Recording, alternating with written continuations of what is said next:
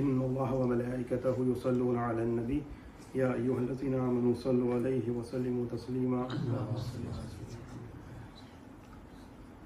الحمدللہ رب العالمین۔ اللہ کے فضل و کرم سے نبی کریم صلی اللہ علیہ وسلم کی رسالت کے فیضان سے ہم احکام شریعت سیریز شروع کیے ہیں۔ آج انشاءاللہ ہم احکام شریعت سیریز میں نماز کا بیان کے بارے میں شرائط، فرائض اور واجبات کے بارے میں معلوم کریں گے۔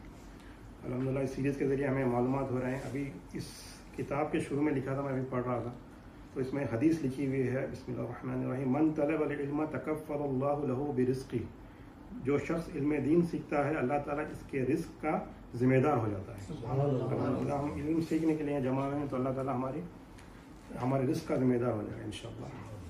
نماز کا بیان۔ نماز، شرائط نماز 7 ہیں۔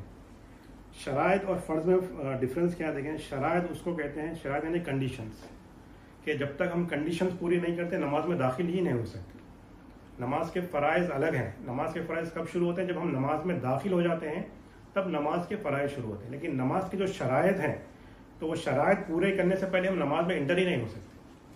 تو نماز میں انٹر ہونے سے پہلے 7 چیزیں ہمارے پاس ہونا ضروری ہے۔ وہ کیا ہے؟ پہلا، بدن کا پاک ہونا ضروری ہے، یعنی کہ اگر غسل کی حاجت ہے تو غسل کرنا ہے، وضو کی حاجت ہے تو وضو کرنا ہے۔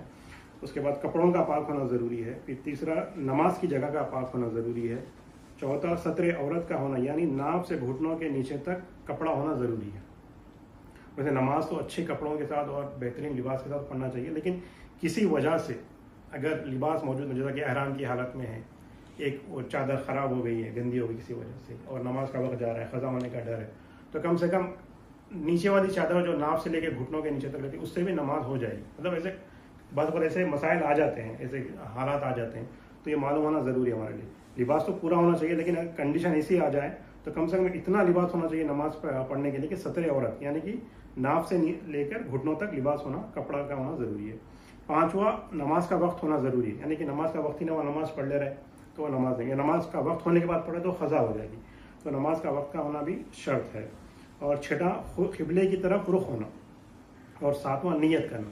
تو یہ 7 شرائط ہیں نماز کے۔ پہلا ہم پھر ریپیٹ کرتے ہیں۔ پہلا، بدن کا پاک ہونا۔ دوسرا، کپڑوں کا پاک ہونا۔ تیسرا، نماز کی جگہ کا پاک ہونا۔ چوتھا، ستر عورت کا ہونا، یعنی ناف سے لے کے گھٹنوں کے نیچے تک۔ نماز کا وقت ہونا، قبلے کی طرف رخ کرنا اور نیت کرنا۔ فرائض، ارکان نماز کیا ہیں؟ فرائض یا ارکان نماز بھی 7 ہیں۔ پہلے، تکبیر تحریمہ کہنا، یعنی اللہ اکبر کہنا۔ دوسرا، قیام یعنی کھڑا ہونا۔ تیسرا، قرأت یعنی قرآن، یعنی کچھ قرآن پڑھنا۔ چوتھا، رکوع کرنا۔ پانچواں، سجود یعنی ناک اور پیشانی زمین پر رکھنا۔ چھٹا، قاعدہ یعنی نماز کے آخر میں بیٹھنا۔ اور ساتواں، ارادے سے نماز ختم کرنا۔ یہ 7 چیزیں ہیں۔ اب اس میں قاعدہ یعنی نماز کے آخر میں بیٹھنا، یعنی کہ جو دوسرا قاعدہ ہوتا ہے، قاعدہ آخر، یعنی کہ مغربی نماز میں تیسرا قاعدہ ہے اور ظہر، عصر، عشاء وغیرہ میں دوسرا ہے، تو اس میں بیٹھنا ضروری ہے، یہ فرض ہے۔ اگر نہیں بیٹھے تو نماز نہیں ہوگی، قاعدے آخر ہے یہ۔ اور ساتواں جو ہے، ارادے سے نماز ختم کرنا، یعنی کہ سلام کے ذریعے سے، مطلب ارادہ، مطلب نماز مکمل ہو جائے اور اپنا ارادہ ہو کہ نماز ہو گئی ہے تو ختم کیسا کریں گے؟ ہم سلام پھیر کے نماز ختم کریں گے۔ تو یہ 7 فرائض ہیں۔ ایک بار ریپیٹ کر لیتے ہیں۔ پہلا، تکبیر تحریمہ یعنی اللہ اکبر کہنا۔ دوسرا، قیام یعنی کھڑا ہونا۔ تیسرا، قرأت یعنی کچھ قرآن پڑھنا۔ چوتھا، رکوع کرنا۔ پانچواں، سجود یعنی ناک اور پیشانی زمین پر رکھنا۔ چھٹا، قاعدہ یعنی نماز کے آخری میں بیٹھنا۔ ساتواں، ارادے سے نماز ختم کرنا۔ یہ نماز کے فرائض تھے۔ واجبات نماز کیا ہیں؟ واجبات نماز 10 ہیں، اور وطر اور عید کے نماز اگر ملائے تو 12 ہو جائیں گے۔ تو 10 پہلے ہم پڑھتے ہیں واجبات نماز۔ پہلا، سورہ فاتحہ کا پڑھنا، یہ واجب ہے۔ علماء فرماتے ہیں اگر سورہ فاتحہ کی کوئی ایک آیت یا کوئی ایک لفظ بھی چھوٹ جائے تو نماز نہیں ہوگی، یہ واجب ہے، نماز پھر دہرانا پڑے گا۔ تو سورہ فاتحہ کا پڑھنا واجب ہے۔ اور ضمی سورہ پڑھنا، یعنی سورہ فاتحہ کے بعد دوسرا سورہ پڑھنا۔ ضمی سورہ کی کیا ہے آگے پڑھتے ہیں اس کے بارے میں۔ سورہ فاتحہ کے ساتھ دوسری سورت کو ملانا ضمی سورہ ہے۔ تیسرا، فرض نماز کی پہلی اور دوسری رکعتوں میں قرأت کا تعین کرنا، یعنی کہ اتنی دوسری جو ضمی سورہ ہے اس میں اتنا پڑھنا کہ کم سے کم چھوٹی چھوٹی 3 آیتیں پڑھنا ضروری ہے، یا کوئی ایک آیت جو 3 آیتوں کے برابر ہو، ایک آیت بھی پڑھ سکتے ہیں لیکن وہ بڑی آیت ہو جو 3 آیتوں کے برابر ہو، یا ایک نارملی ہم سورہ ہی پڑھتے ہیں چھوٹا سورہ، جیسا اگر کہیں سورہ بقرہ کی کوئی 3 آیت بھی پڑھ سکتے ہیں، یا سورہ بقرہ کی کوئی بڑی آیت ہے تو وہ بھی پڑھ سکتے ہیں، نہیں اگر چھوٹے سورے جو ہم نارملی پڑھتے ہیں وہ بھی پڑھ سکتے ہیں، وہ واجب ہے۔ اور اس کے علاوہ ترتیب کا لحاظ رکھنا، یعنی کہ پہلے سورہ فاتحہ ہے پھر ضمیر سورہ، اگر کوئی غلطی سے پہلے بھول گیا، مطلب سورہ فاتحہ پڑھنا بھول گیا، دوسرا سورہ پڑھ لیا تو واجب ترک ہو گیا، اس کو پھر سے نماز دہرانا پڑے گا، تو ترتیب کا ہونا بھی ضروری ہے۔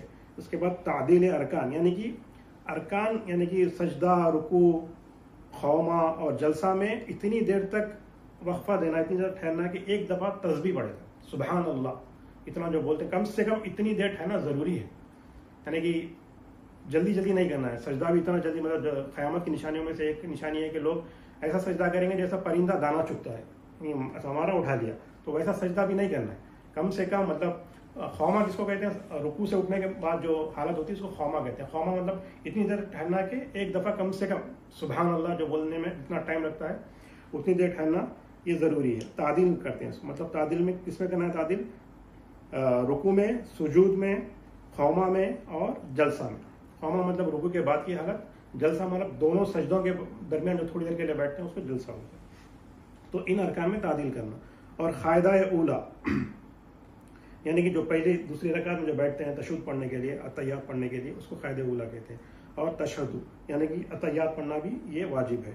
اور 8واں قرأت جہری، یعنی کہ جو نمازوں میں زور سے پڑھنا ہے اس میں زور سے پڑھنا واجب ہے، زور سے پڑھنا ہے اور ہم آہستہ پڑھ رہے ہیں تو وہ واجب چھوٹ جائے گی اس سے۔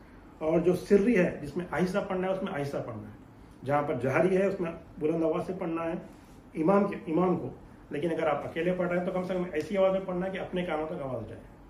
اگر امام ہے تو اس کو تو پورے جتنے لوگ ہیں ان تک پہنچنے کے لیے پڑھنا ہے، لیکن اگر اکیلے پڑھ رہے ہیں، نماز جماعت سے نہیں پڑھ رہے ہیں تو کم سے کم اتنی آواز میں پڑھنا ہے کہ اپنی آواز اپنے کانوں تک پہنچے گی، قرأت جہری۔ اور جو قرأت سری ہے تو وہ تو خاموشی سے پڑھنا ہے۔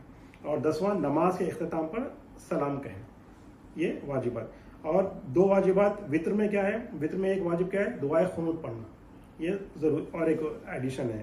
اور عیدین کی نماز میں جو تکبیرات زیادہ کہتے ہیں وہ بھی واجب، عید کی نماز کے لیے۔